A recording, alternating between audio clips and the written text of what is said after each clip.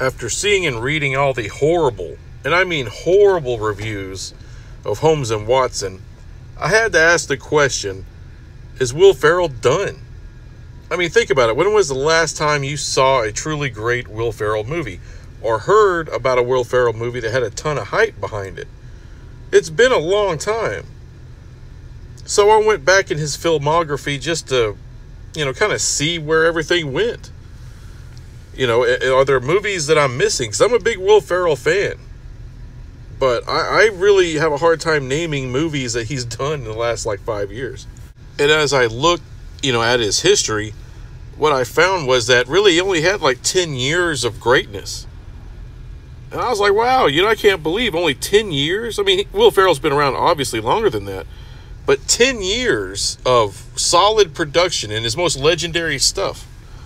And I'll show you what I mean. 2003 was his first big year, Old School, Elf. And then you go from there, 2004, Anchorman, Bewitched, 2005. You got Talladega Nights, 2006. Curious George, same year. 2007, you got Blades of Glory. Of course, The Greatness of Step Brothers in 2008. Semi-Pro, same year. 2009, Land of the Lost. 2010, Megamind. And then 2013, Anchorman 2. And let's not forget the Lego Movie, 2014. Who do you play? Lord Business. It's great. 2015, Daddy's Home, if you want to count that. So if you do the math, you're talking from 2003 to 2015. Yeah, that's 12 years, but I didn't list anything in 2011 or 2012 because there's really nothing worth noting. And I know he had done stuff before 2003, but really Old School and Elf really kicked off his career, his big superstardom. And that's it. I mean, since, really 2015, we're 4 years from that point. It's been a lot of crap. So out of sheer curiosity, I went back and looked at the careers of some of the great legendary comedic actors of the modern era. And I found a kind of a trend, that 10-year trend. And, let me go ahead and start with, purely a legend, Chevy Chase. And as I'm fixing to show you, that indeed the career seems to, the bulk of the career is going to be in that first 10 years. And after that, everything drops off. So, Caddyshack, 1980. Then we go 1983 to Vacation. Deal of the Century, same year. I believe 1985, European Vacation. Fletch, greatness. Spies Like Us, the same year. Big year for him. Three Amigos in 1986. Then you got Funny Farm in 88. And he follows that up with Caddyshack 2, which, not that good. 1989, Fletch Lives. And the same year, Christmas Vacation, the classic. And, just to round things off, I added in Nothing But Trouble in 1991. That was his last most notable film, even though it was a huge flop. I personally like it. And, I'm not trying to pick on Chevy Chase. It continues. Let's go to Dan Aykroyd. I love the guy. Right? Everyone loves Dan Aykroyd, a beloved character, fixture of Hollywood for decades. However, the bulk of his career, like I said, 10 years. So let's start in 1980, The Blues Brothers. Love it. 1983, it gives us Trading Places and Dr. Detroit. Weird movie, but it makes it. Ghostbusters, 1984. Spies Like Us, 1985. Dragnet, but 1987, it qualifies.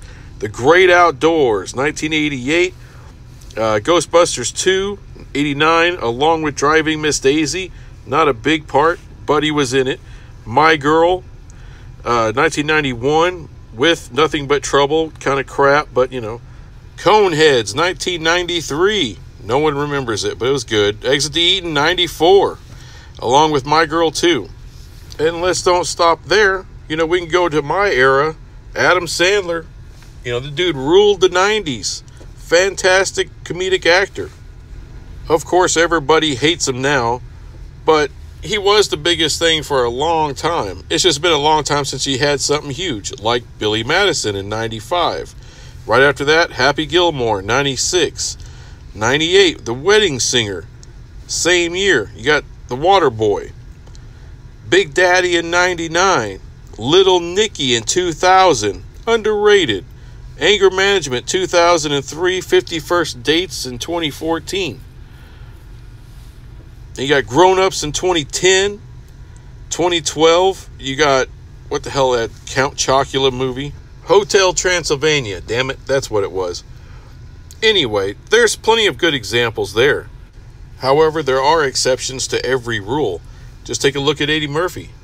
All right, he had maybe about a 10-year run from the early 80s to the 90s. A little bit of a lull when he came out with like a Metro, movies like that didn't do so hot. But he got into animation. He got into more family comedy instead of adult comedy. And that helped prolong his career.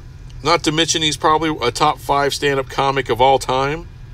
When his new comedy special eventually comes out, it's going to be huge. Probably the biggest he's ever done. And if you take a look at his work in, Dreamgirls, I mean, he proved that he could pull off a real dramatic role and be taken seriously as an actor.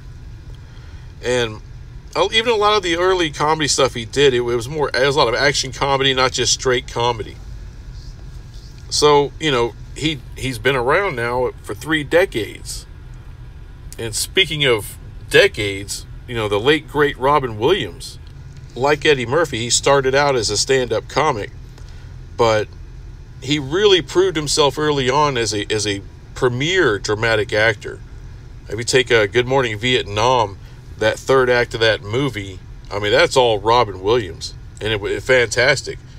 And you keep going throughout his career, he'd always throw in, What Dreams May Come, or the latter half of Patch Adams, Dead Poets Society, Good Will Hunting. I mean, he's got plenty of examples of him being just a great actor, and he's won an Oscar for his acting. So a chameleon is what this man is. Now, someone who's been trying to get into that mold his whole career is Jim Carrey. But I would argue that 10-year window has expired, and unfortunately, I don't think he's been able to pull it off. Let's take a look. Ace Ventura, 94. Also, Dumb and Dumber and Mask the same year. Then you got 95, the horrible Batman movie, along with the second Ace Ventura. Cable Guy in 96. Liar Liar in 97. 98, Truman Show, Trying That Dramatics. Man on the Moon, 99. 2000, Me, Myself, and Irene, also The Grinch. Bruce Almighty, 2003. And then, of course, 2004, The Eternal Sunshine of the Spotless Mind, where he really tried to, extend his acting legs and dramatic legs. But I would just argue that he hasn't been able to pull it off like Robin Williams has. And I believe the reason that he hasn't been able to pull that off is I don't think he's as talented as Robin Williams was. If you take that Good Morning Vietnam movie, that last act, all right, this is a comedy, right? And it changes to a dramatic movie at the end.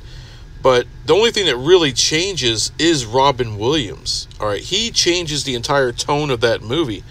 When you go to the Truman Show, it's a little bit more of a serious movie for Jim Carrey, but Jim Carrey's acting like he always does. He's being silly.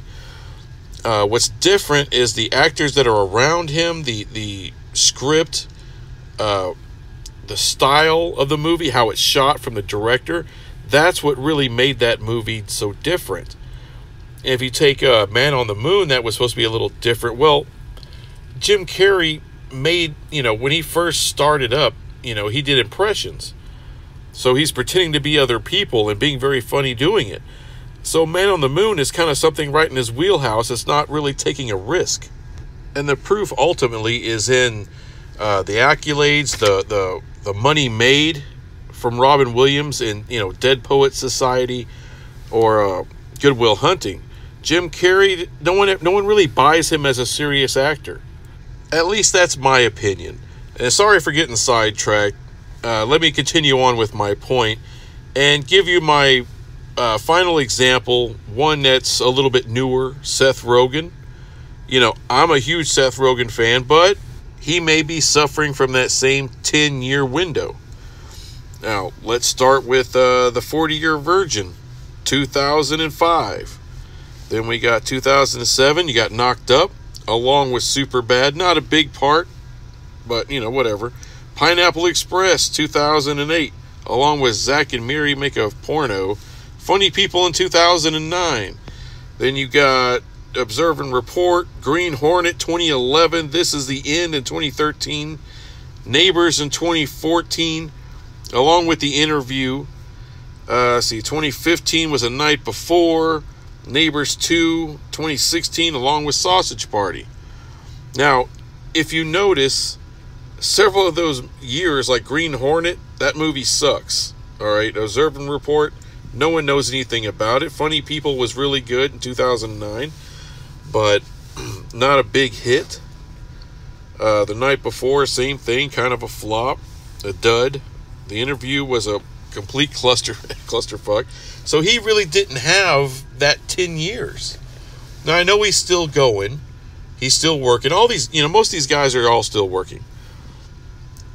And it's not to say Seth Rogen isn't funny anymore, or any of these other guys like Chevy Chase. He's always been funny. But the ideas and your best work is generally done in your first 10 years. And after that, audiences kind of just get tired of what you do. Like Will Farrell here, and that's what the whole video's about. Will Farrell is beloved. I love Will Farrell. His comedic timing is great. And there's not enough great things I could say about the guy and about his career. However, it does get tired after a while. You've seen it, and you've seen it, and you've seen it.